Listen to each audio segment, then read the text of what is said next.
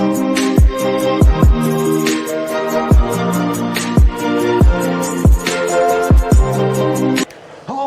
One Taco coming to you live from Split, Croatia, here day one Cosmosverse, and we're here with Artem from Oak Research. How are you doing today, man? Hey man, I'm doing good. Thank you for coming over and talking to me. No, it's one of the great things that we see in blockchain and actually starting to die a little bit is deep research on different projects, protocols, white papers, and blockchain theory. You guys bring a little touch to it. You guys like to write the long form articles. Yeah, I think it's something that is needed in the industry in general because we are so used on Twitter of the like quick threads or quick information that is coming up, but most of the people don't think about the implications of those, and you have to have a clear analysis if you want to make better financial decisions as well in the crypto ecosystem. And I think it was something that was really present in the previous cycle. But it's something that we've lost along the way because you have so many new narratives coming up, you have so many new protocols, new blockchains, and people don't have time to read through. So this is why we are trying to go beyond the noise and only focus on what's important and on the things that we are actually bullish about. And that's one of the things that we see, like we see different companies like Messari and now Blockworks, they're focusing on data only. They literally just fired, I don't know if I can use the word fired, they let go of their entire news program. And so that's like starting to cut that down. We're still seeing like Coin Bureau, CoinDesk. CoinDesk Japan is hiring and expanding. But CoinDesk, it was acquired by a company. So it's a little bit different, but the news outlets in general. For Web3. The thing is, when you look at Twitter, right, you have Walter Bloomberg, you have DB, so Tier10K, you have Financial Juice. These things are directly connected to Bloomberg, which is connected to all these news websites. And so basically when you're doing a news outlet, your goal is to increase the number of people that come on your website, that click on banners, that click on the affiliate links, etc., etc. But now that we have these automated systems or X accounts, basically you don't have to go to the website to read the full article because the only thing you care about is the title. That's the only thing people care about. And so the thing is, with news, most of the time, the title tells you everything you need to know about the news. Nowadays, a lot of it has turned into clickbait. Yes, it does, but I think it gives you an idea of what it actually means for the industry in general. Because the thing is, news is news, right? It's been the case for I don't know how many years, and it's not something which is only proper to crypto. It's the same in the Web2 or any other industry. You only care about the title. But then when you want to go further, for example, if you want to analyze a stock or a market or a narrative, then you have to go a little bit deeper into that. So you'll have to read through various reports, various states of the industry reports, and this is how you make better decisions. You don't invest on news. You invest because you believe in a project, a company, or something. I thought I'm supposed to sell the news and buy the rumor. I mean, I don't think it's necessarily true, though.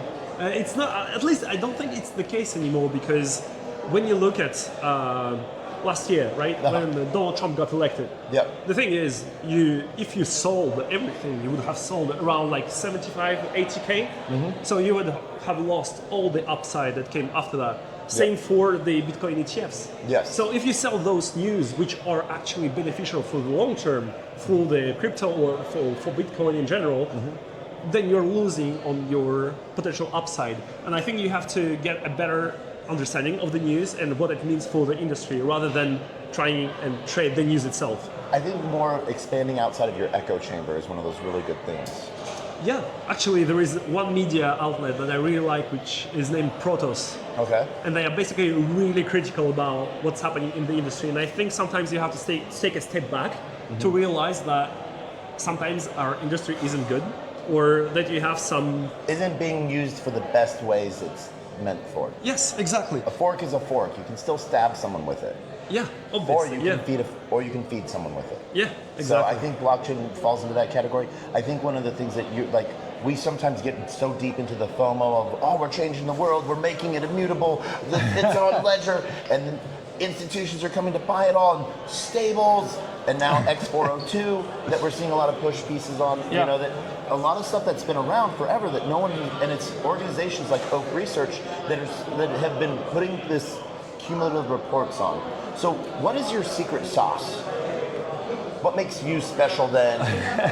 Masari, or not special, different from like Masari or Blockworks? Yeah, I think Blockworks and Messari, they are like this behemoth in this industry, right?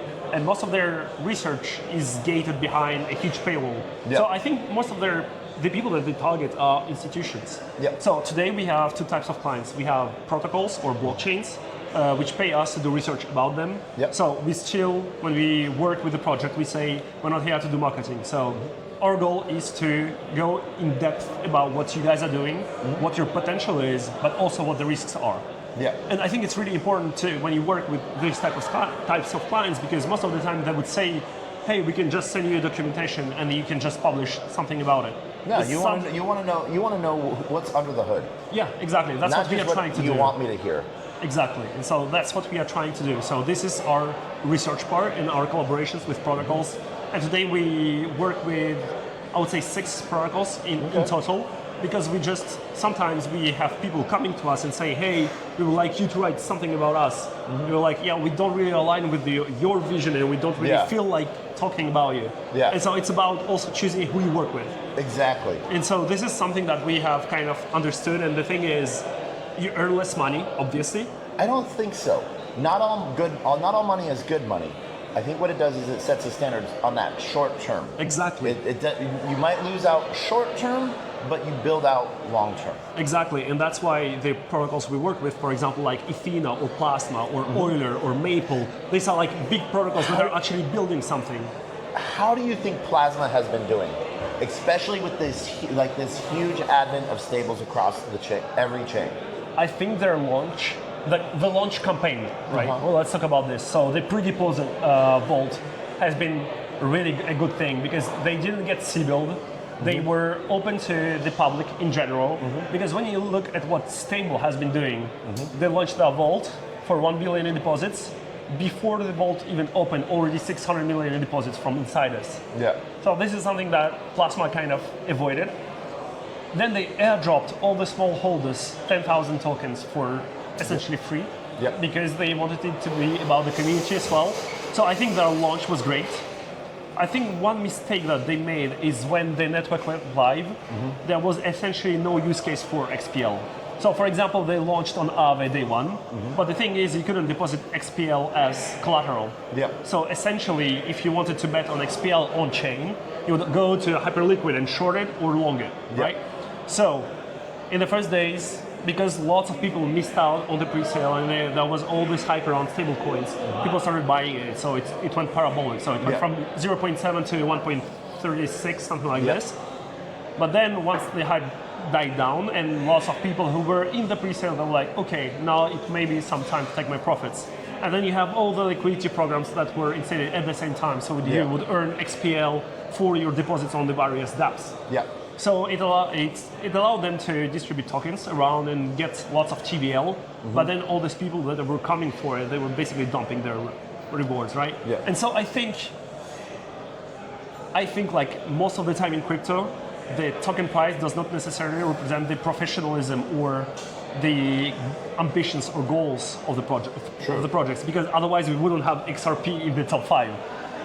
At least that's my opinion. Okay. But because I like his hot take. I like it. You can find Brad. Don't be mean to him. But yeah, so this is the thing, right? It's a new layer 1. Yep. There is lots of people that hold these tokens. Okay. So you would have this price correction. I think in the long term, however, Plasma team showed that, because they didn't really get support from Tether either, because it was like the Tether chain, and I think lots of people realized that yes, Tether has invested in them, but they didn't like deploy any funds on Plasma, and I think it was one of the expectations that people had. And actually, when you look at the network metrics, you're seeing, and this was the thesis behind Plasma, it's to overtake Tron. And now more and more exchanges, so centralized exchanges, we were before trading USDT only on Tron between each other, and market makers, etc. They're switching towards Plasma because it's easier, it's EVM, you have USDT free transfers. You mean TVM is hard? TVM? Instead of EVM, it's TVM. I think if you want to have an easier user experience, the bridge from Plasma to another chain is really easy. While Yeah. if you want to find a bridge for Tron, you have to look a little bit harder. And Shout out D-Bridge. yeah, Dbridge actually is a really good tool. I have a tweet that's in my drafts right now because I was like writing it while I was flying. Don't know, just yesterday or maybe today, I don't know time zones right now. Coinbase listed DBR. Nice. Okay. I mean, it makes sense, and especially Coinbase, they're like on a listing spree at the moment, so they are. kind of feel left Well, behind. that one is that like so they still have reasons when they list things. Like I know the team, and so either it's they finally got their list of tokens to list due to acknowledgements, Yeah. or because things are coming. Something's coming. Maybe. Hopefully. Alex? I have some Alex? DBR. I have some DBR. So. Yeah. But yeah, and I think in general, the state of and this is like one of my takes, when we are looking at the market at the moment, you essentially have no upside of holding a token.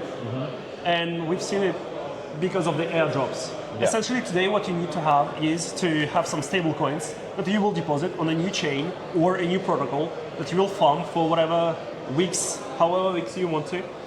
Once you get the airdrop, you just increase your stable allocation because you dump the token, then you move on to the next thing. And then essentially, we're at Cosmoverse, right? So Cosmos kind of has been the pioneer in the airdrop thing. You have to stake Atom in order to get other airdrops. Yep. That's how you got Osmosis, Crescent, Juno, etc., etc., etc. You touched But Juno. right now, Yeah. right now, when you look at it, you have no upside of holding any other altcoin, and so you're seeing the stablecoin market cap going only up, Yep. without necessarily Bitcoin going up or other altcoins going up. And we had this event on the 10th of October, basically wiped out lots of open interest, lots of people. It set the market back 11 days. Yeah, but I don't think it's about setting the market back. It's about the feeling that some people in the market get, because we were talking about, hey, we will not see big drawdowns on Bitcoin because of all the institutions, etc., etc. Only one announcement by Donald Trump kind of wiped out when you're looking at altcoins like Aave, which have huge fundamentals, which have huge go-to-market success, which have a huge team, going down 45% in an hour. You know that are. Well, do you think that that's more due to market manipulation? I would say that it's not only about market manipulation, it's because people don't hold the token and they only trade them. Yep. That's why you're seeing huge open interest being wiped out. Essentially half of the open interest in the crypto market has been wiped out. And it's only people that are levered. Well, and don't you feel that might be a good thing? So hot takes on this is rehypothecated debt is what we're doing with stables and leveraged. Blockchain is meant for instantaneous payment. Cosmos really was that piece of where programmable money, programmable chains, and neighborhood pieces. And the idea of moving nowhere in institutional finance can you do 500x leverage. Yes. Yeah. But I can do it on WEX, and I do it daily. Yeah, I think it used to be a good thing before in the previous cycle. I think when we wiped a huge amount of open interest in the market, you would basically have people switch towards spot. Here what we are seeing is people are just getting liquidated and not coming back or being disgusted from the whole ecosystem. Yeah. And I think this bull market has been kind of different because essentially if you were not holding any Bitcoin, you kind of missed out on the whole upside because you had like maybe 2 or 3 tokens that did a 10x, while when you're looking at the previous cycle, 2020, 2021, essentially if you were holding any infrastructure token, any, as I call it, the dinosaur blockchain, right? Like Algorand, Tezos, whatever, they all went up. And I think lots of people were kind of still holding those because they were expecting to have the... Well, do you think we've hit the Pico top yet, or are we still in that upside? I think, every cycle we say this cycle is different. I think this time it might actually be different. Yeah. And I think, and this is the thesis that we have with Oak Research, is right now you should think about the crypto market more as a stock market. Because long-term you have to bet on protocols that will be here in 5 to 10 years time. Yeah. And then you might get like drawdowns of 40, 50, 60% because it's still quite a liquid market in crypto. Corrections happen. Yes, but the thing is, they get eaten up. Yes. And then at some point, these dinosaur companies will run out of money because the only thing that's keeping them afloat is their huge treasury.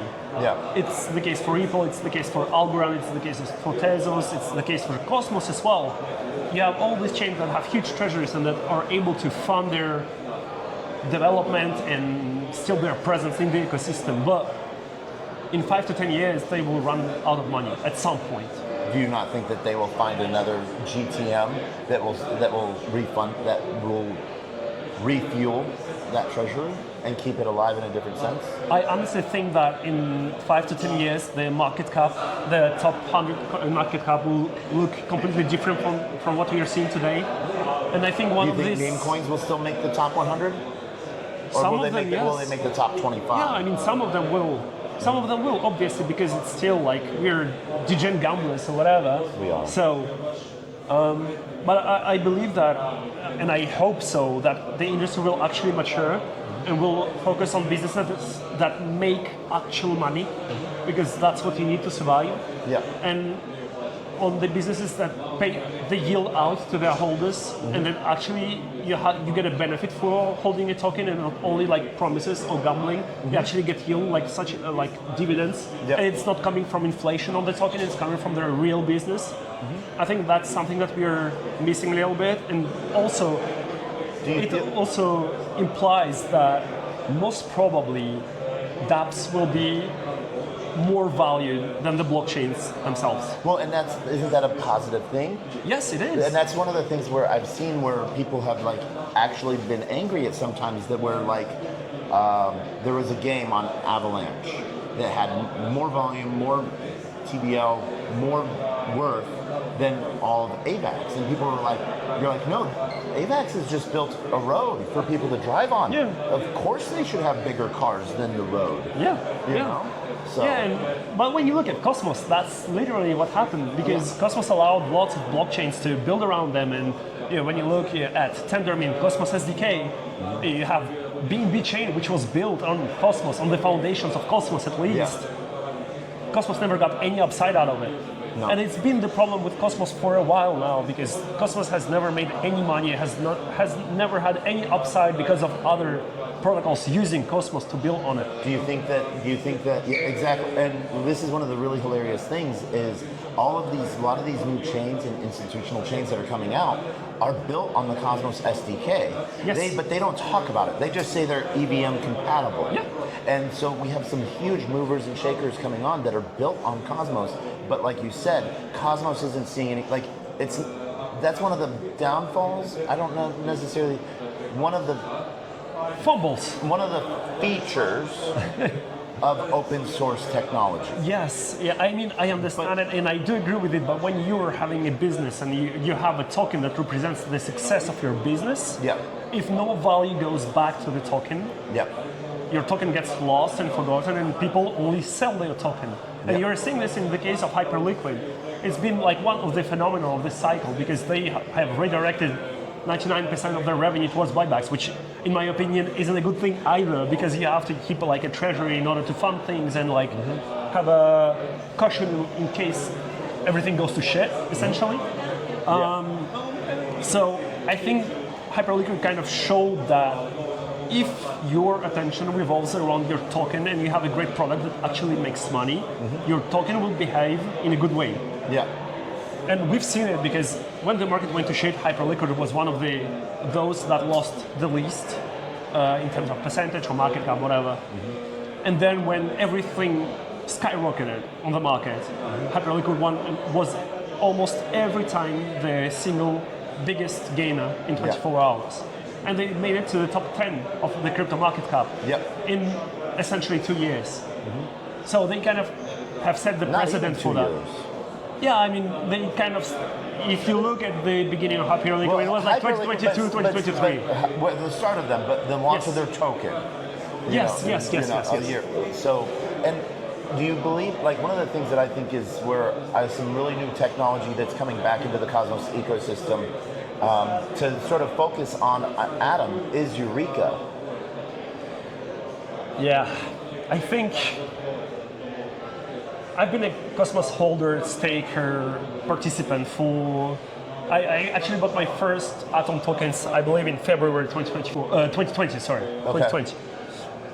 And I almost sold everything 6 months ago, because at some point, the problem with Cosmos were the politics that kind of inside the whole thing. You had lots of people leaving, you have lots of people building their own projects around Cosmos. You had no value flowing back to Cosmos, and people that were actually trying to make a change, they kind of got sidelined because of the whole thing. Now you have new initiatives emerging, but I think for the last 3 years, everyone was talking about, yeah, Cosmos needs a turnaround. Yeah, we need to do something about Cosmos. And nothing has really been done yet. At least nothing significant and nothing that actually turned the chain around. Okay. And I think Cosmos was one of the biggest fumbles of the whole crypto market in general, because it had the best technology, it had a really good wallet back then, which was considered a really good wallet in the previous cycle. You have the interoperability, which was really easy with light clients. You could connect to any chain. You had Osmosis, which basically was the hub for liquidity. You had all these things which were in place for Cosmos to succeed, and then all this politics kind of ruined the chain. And all the innovation and like all the stuff that's happened in Cosmos kind of faded further and further away from the original chain. When you're looking at Osmosis, Osmosis is basically doing their own thing now. They don't even care about Cosmos Hub. Yeah. And I think was like kind of the thing about Cosmos in general, and I think there was a lack of thought given towards long-term sustainability and long-term success. Because Cosmos was born during the ICO era, when it actually had a value compared to other chains. Yeah. And it's kind of fumbled its advantage. And once again, when you think about the meta that was kind of going around this year, it was the perp dexes. And DYDX was one of the first dexes to offer that in a decentralized way. But once again, it wasn't Cosmos. They focused too much on decentralization. They focused too much on giving out grants to some marketing or whatever. And when you look at what Hyperliquid did with essentially no users in the beginning, starting off from nowhere, giving a huge airdrop and actually capturing market share, focusing on its product, maybe putting aside the decentralization for the moment. They will be here in 10 years. Will DYDX be here? It's another question. So what are you bullish about on Cosmos right now? On Cosmos? To be honest, not much. No, I mean, like what excites you? I'm more of a EVM DeFi guy now, but the thing is, right? I enjoy talking to people from Cosmos because they are builders, they are tech guys, they have been in the space for a long time and they are resilient as well. Yeah. So you can learn a lot from them. But once again, the tech does not necessarily represent the investment opportunity, because your fundamentals are not directly tied to the price of your token. Yeah. And I'm thinking from my point of view as someone who wants to make money in the ecosystem, and as someone who wants to invest in things I actually believe will be here in 5 to 10 years. And so this is why I'm kind of fading a little bit away from Cosmos at the moment, unless I see actual change and actual stuff that turns the blockchain around. But I kind of doubt a little bit, because I think it's been a long time that it should have been done a long time ago. And I think it will be really hard, especially for those chains that have been around for almost 10 years now, to kind of turn around and change the perception people have about them. And if you look at the history of crypto, you don't really have a protocol that did that or a blockchain that did that. You always had Bitcoin, Ethereum, and then everything else. And now we have Solana as well. I think Solana kind of turned around. They kind of got rid of it, but because they have a huge BD team and they kind of went full on supporting their ecosystem, people building on Solana, optimizing the chain, doing like institutional partnership, doing DeFi partnership, driving more people in, driving adoption. And I think that's where Solana succeeded. And they kind of got rid of the FTX chain, or the chain that stops every 2 minutes, which was the meme back then. I think it's now 26 months since the last. But I think, to be honest, I'm not very excited about the Cosmos ecosystem, and I really want to be honest here, right? Yeah. Because I don't want to say like I'm excited about the Cosmos EVM because we had this in the past already. So I hope Cosmos finds its way around because I know lots of people that hold Atom. I know lots of people who are bullish on Atom, and I think it's one of the beautiful projects of the ecosystem. But as an investor, that's not something I'm excited about. So, as we wrap this up, Yeah. where can people learn more about Oak Research? Can you spell it out for the algorithm? And are you on X as well? Yes. All Yeah. right. So, how can people learn about Oak Research? Yeah, you just go over to the platform. It's oakresearch.io. You can access most of our research for free. You also have a premium membership if you want to, which gives you access to the alpha feed, to the watch list, to Oak Index, and a bunch of other stuff. And basically for this video, we can put a code TACO, which gives you 25% off. So 50% off? 25. 50% off. I can go up to 30. Let's go to 30. Okay. I'm going on a tangent here. 30% code TACO. Hey man, appreciate you coming and talking together. Artem, always a pleasure. And where can they find you on Twitter? Yeah, it's Artem_Oak, ARTEM_OAK. Awesome. We'll see you here. Rest Cheers. of Cosmos versus Croatia.